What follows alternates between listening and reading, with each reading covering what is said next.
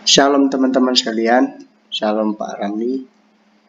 Puji dan syukur kita naikkan kepada Tuhan Yang Maha Esa, karena berkat dan rahmat-Nya kita masih diberikan kekuatan, kita masih diberikan kesehatan hingga pada saat ini.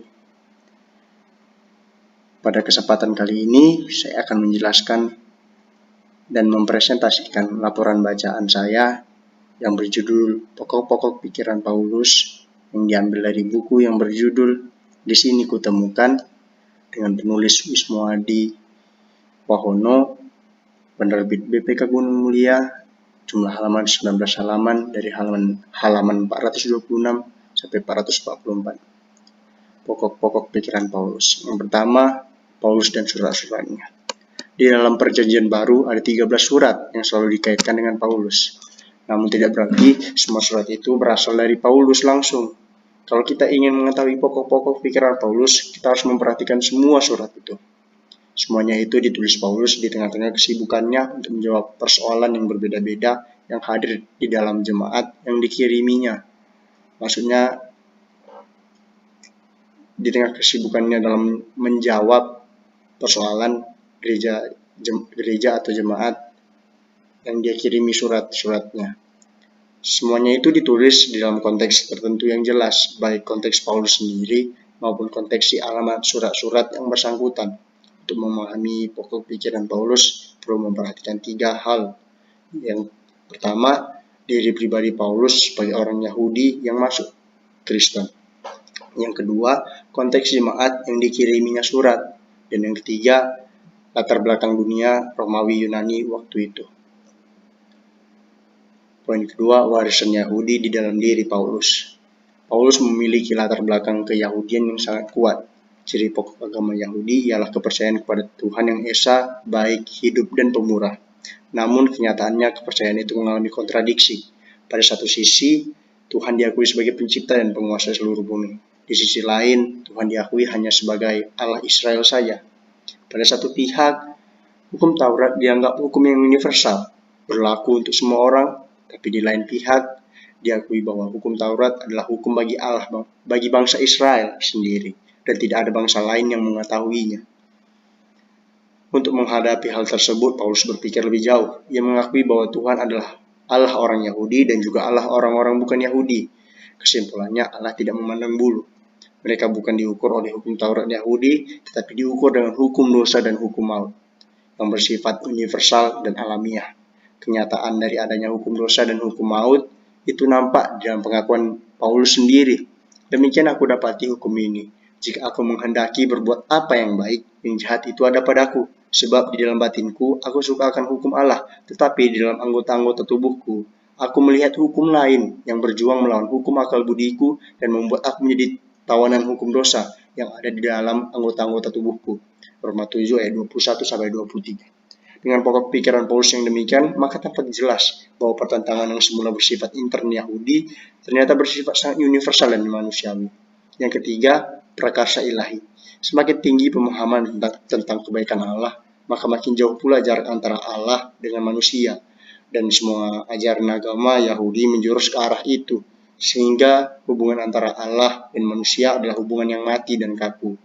Untuk menerobos hubungan seperti itu, tidak ada jalan lain kecuali jika ada prakarsa dari pihak Allah sendiri, sebab manusia tidak bisa berbuat lebih baik lagi. Pada zaman Paulus, prakarsa dari Allah terjadi di dalam peristiwa Yesus. Menurut Paulus, prakarsa ilahi yang baru ini merupakan tindakan bebas dan bersumber dari Allah saja. Satu-satunya motivasi yang bisa dikemukakan bahwa Allah mengasihi manusia ketika kita masih berdosa. Seluruh prakarsa dan tindakan Allah oleh Paulus disebut sebagai anugerah Allah, dan satu-satunya manusia yang layak ialah beriman kepada Allah. Akibat dari prakarsa dan tindakan Allah di dalam Yesus Kristus, itulah yang oleh Paulus disebut keselamatan. Yang keempat, Allah di dalam Kristus. Seluruh proses hidup baru itu terjadi berdasarkan tindakan Allah di dalam Kristus, dan tindakan Allah itu terjadi nyata dalam kelahiran, kehidupan, pengajaran, kematian, dan kebangkitan Yesus Kristus. Salah satu bagian dari teologi Paulus ialah uraiannya mengenai kematian Yesus, bahwa Yesus dengan sukarela mati untuk kepentingan orang lain, dan bahwa kematiannya itu terjadi di bawah kutukan hukum Taurat di atas kayu salib Romawi. Peristiwa ini dipahaminya sebagai berakhirnya tata hidup yang lama dan digantikan dengan tata hidup yang baru. Tata hidup yang baru diresmikan oleh kematian dan kebangkitan Yesus. Bagi Paulus, kebangkitan Kristus adalah kunci untuk memahami seluruh peristiwa sejarah, baik yang lampau, kini, dan yang akan datang. Di dalam kepercayaan umum Yahudi, simbol dari pemenuhan itu adalah Mesias yang akan mampu mengalahkan semua musuh duniawi, militer, dan sosial Yahudi. Dalam pemikiran Paulus, kemenangan Mesias adalah kemenangan kosmis, yaitu kemenangan atas segala penguasa di langit dan di bumi. Tapi pada akhirnya Kristus tak terkalahkan, dan kebangkitannya adalah jaminan dan sekaligus bukti bahwa kemenangannya atas semua lawannya. Lawan yang paling utama ialah maut, dan kebangkitan Kristus adalah kemenangan atas maut. Yang kelima, umat milik Allah.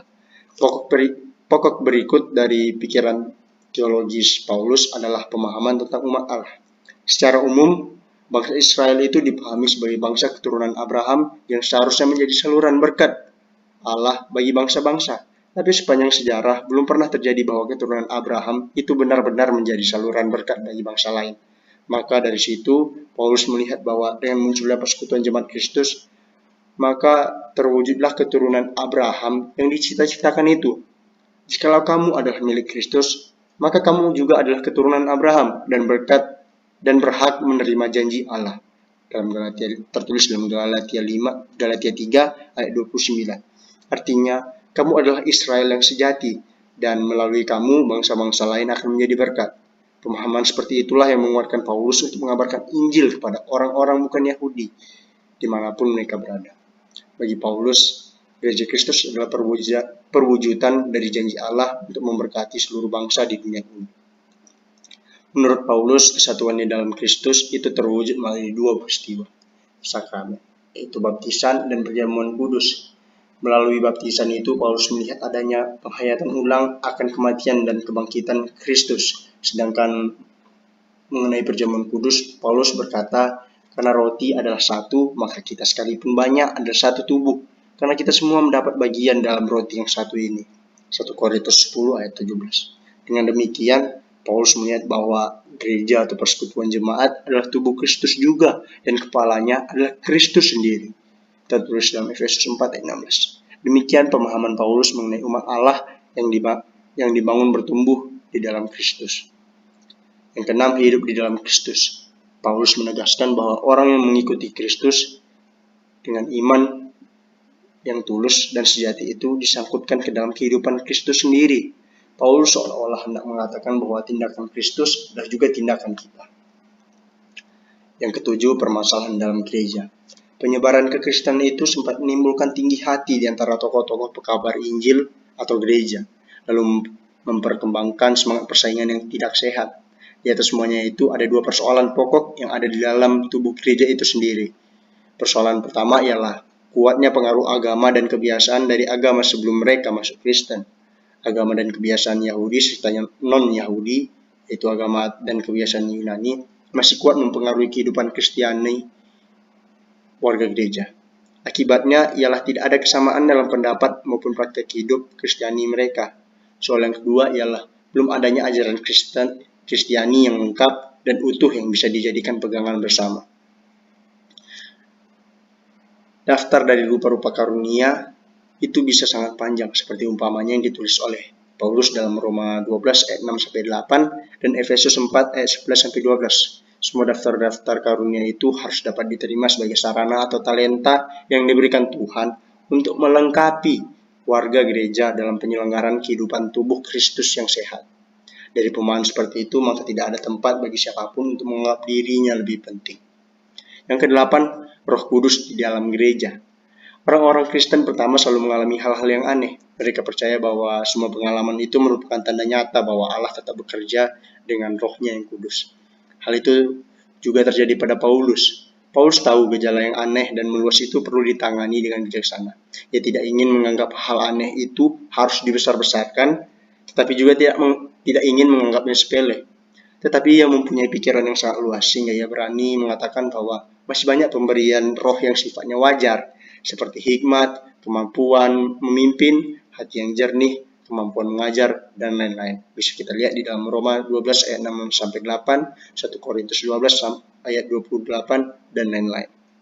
Dengan usahanya itu, Paulus mampu menempatkan gereja dan warganya di tempat yang sebenarnya dan tidak dikuasai oleh orang-orang yang menganggap dirinya mempunyai kelebihan dari yang lain.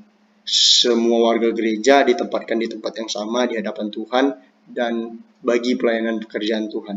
Dan itulah yang menurut Paulus merupakan wujud nyata dari karya Roh Kudus. Yang kesembilan, hukum yang baru di dalam Roh. Bagi Paulus adalah hal yang sangat penting bahwa dengan kehadiran Roh itu, maka manusia dibebaskan dari ikatan hukum Taurat. Sebab Kristus dengan matinya sebagai manusia telah membatalkan hukum Taurat dengan segala perintah dan ketentuannya. Efesus 2 ayat 15. Ungkapan kebebasan itu mengandung risiko disalah mengertikan.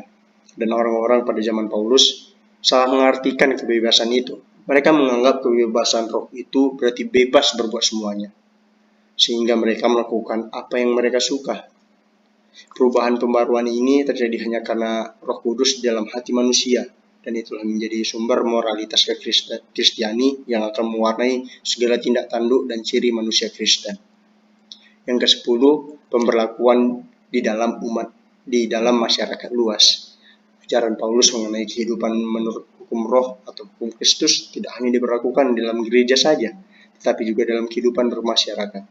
Gereja tidak boleh mengasingkan diri dari lingkungannya. Gereja justru harus menggarami lingkungannya dengan ajaran Kristiani yang benar. Poin yang ke-11, Kristus, gereja, dan masa depan. Paulus sangat menekankan kehadiran Roh di dalam gereja dan masyarakat, dan juga mutu dan makna hidup baru. Di sini gereja mempunyai tugas, yaitu menyaksikan dan memberlakukan hidup baru itu di dalam dirinya sendiri dan juga masyarakat. Proses ini tidak berhenti sampai pada zaman Paulus saja. Malah Paulus mengakui bahwa proses itu berkelanjutan terus, dan gereja serta orang-orang Kristen diberikan tugas untuk menggalakkan proses dan pemberlakuan hidup yang baru itu. Demikian presentasi saya mengenai laporan bacaan pokok-pokok pikiran Paulus. Semoga teman-teman bisa mengerti apa yang saya jelaskan. Terima kasih atas perhatiannya. Mohon maaf jika ada kesalahan kata. Shalom.